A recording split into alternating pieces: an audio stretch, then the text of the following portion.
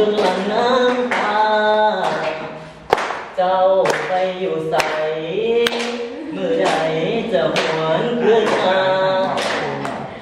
คำมั่นสัญญาไม่ว่าน้องไปมีใคร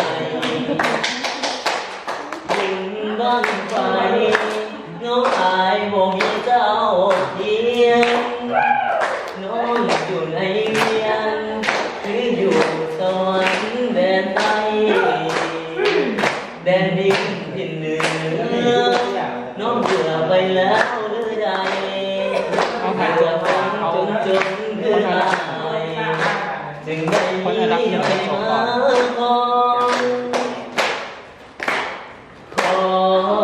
วันไว้ถ้าเจ้าสิงคังสวยโดนงามครั้งตาดำขึ้นบ้านเถิดน้องอย่างน้ำเก่าคอยเจ้าด้วยความหม่นมองทุกวันอายตั้งตาทองคอยน้องเธอผู้ลมใจถ้าอยากเป็นเคยไปบ้านเกิดในแดนบ่อ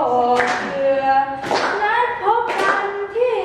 บนสวนเรือเดินได้เมื่อน้องจะเฝ้ารอเตรียมจิตเตรียมใจบอกผู้ใดของอายมาขอน้องจะคอยมุ่งมั่นตั้งต่ออายมาสู่ขอเป็นเคยบ้านเกิน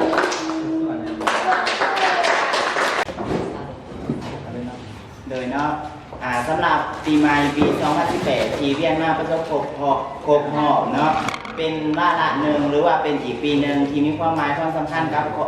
ของที่พวกเฮาเนาะก็คือเป็นปีที่ว่าพวกเฮาจะดำเนินชีวิตไปทางหน้าเนาะซึ่งมาในปีนี้ข้าพเจ้าผู้มียังหลายที่จะทำอวยพรให้พรแด่ผู้ศิษย์ษาอาจารย์ยอดพลอนุสรณ์และก็หมู่เพื่อนหมดทุกคนในหอ MC2 เฮาซึ่งมา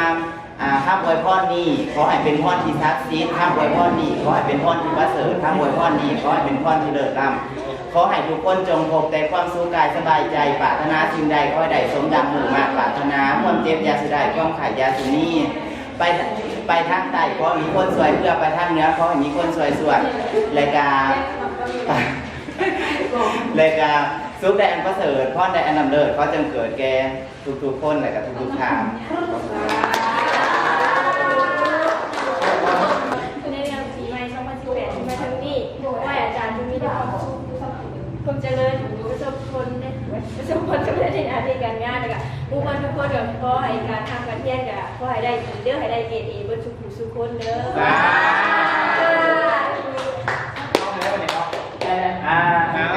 เนี่ยในปีใหม่ 2018 เนาะกับมุ้งมียังหลายแล้วมีแต่คำอวยพรอวยพรให้อาจารย์และกับหมู่เพื่อนทุกคนจงมีสุขภาพแข็งแรงเนาะปรารถนาสิ่งใดให้ได้ดังสมปรารถนาเนาะสิ่งอันท้ายผ้าเนี่ยก็แม่นเกรด A แหละใครจะได้เกรด A ก็ต้องเบิ่งบทเรียนของครูนี่จะนี่แหละก็คือโซมหนาตาของคณะของนักศึกษาเราที่ให้คำอวยพรไปแต่ที่ขาดก็ได้ก็คือครูที่ปรึกษาของเฮาเนาะก่อนสิบ่มีเปิดเท่ากับคือสิบ่รอดก่อนฟังเนาะการที่ให้เพิ่นประกอบกับคิดกับเฮ็ดหรือว่าให้คำอวยพรจักนิดจักหนึ่งเนาะอาจารย์ขอเสียงตบมือให้เพิ่นแน่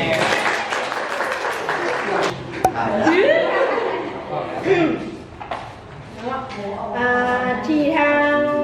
สากลที่เราผ่านในรอบที่นี้ทางคณะห้องสากลก็ตามหน้าให้ครับสมาชิกห้อง MC2 ก็ออกมาอวยพรปีใหม่2018ให้อาจารย์เนาะและจะให้หมู่เพื่อนทุกคนในห้องอาจารย์ก็ซับซึ้งหลายเนาะและกับอาจารย์ก็จะขออวยพรกลับคืนไปเนาะเนื่องใน โอกาสปีใหม่2018ก็คือปีจอเนาะปีนี้เนาะอาจารย์กับบ่มีอย่างไรมีแต่คำอวยพรใส่ให้หมดทุกคนเนาะในจำนวน78คนจงมีแต่ความสุขกายสบายใจมีสุขภาพแข็งแรงปราศจากโรคภัยไข้เจ็บและปรารถนาสิ่งใดขอให้ได้สิ่งนั้นเนาะและที่สำคัญก็คือขอให้ประสบผลสำเร็จในหน้าที่การเรียนทุกๆวีซ่าเนาะเด็กให้ได้เกรดดีๆว่าซั่นซะและก็มีความ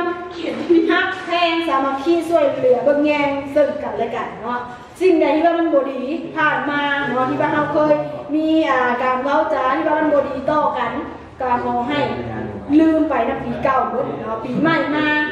ให้ตั้งคิดตั้งใจใหม่เอาแต่สิ่งดีๆเข้ามาเนาะฮักแพงช่วยเหลือเบิ่งแยงกันไปจนฮอดฟ้าจนฮอดปีสุดท้ายเลยเนาะขอบคุณจ้า เพื่อเป็นการเสียเวลาเนาะจะเริ่มพิธีในการจับสลากในการแลกเปลี่ยนของขวัญกันสักก่อน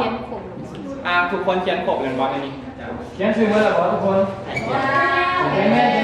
เขียนไปเลยเนาะเอาเป็นว่าเราจะให้เกียรติหมายเลขอันดับ1ออกมาจบกันสักก่อนเนาะหมายเลขอันดับ1ก็คือน้ำอยู่พาพรเด้อออกมาจบเอาของขวัญจากโนก่อน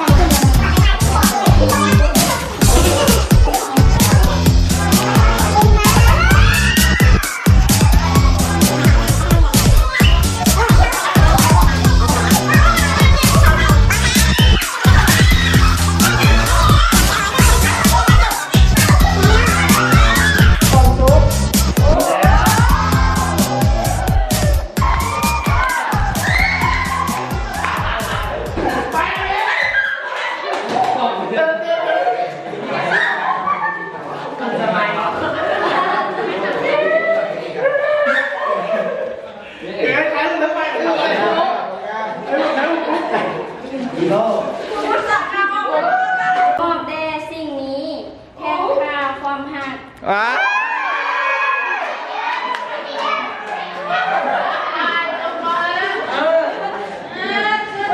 ขอให้สายในเฮาหักหอมยาวเยินมีกระพาเพื่อนนั้นนิรันดรอย่าเหลืองลาเธอแม่นว่าทุกอย่างในให้ก้าวไปพร้อมกัน เย้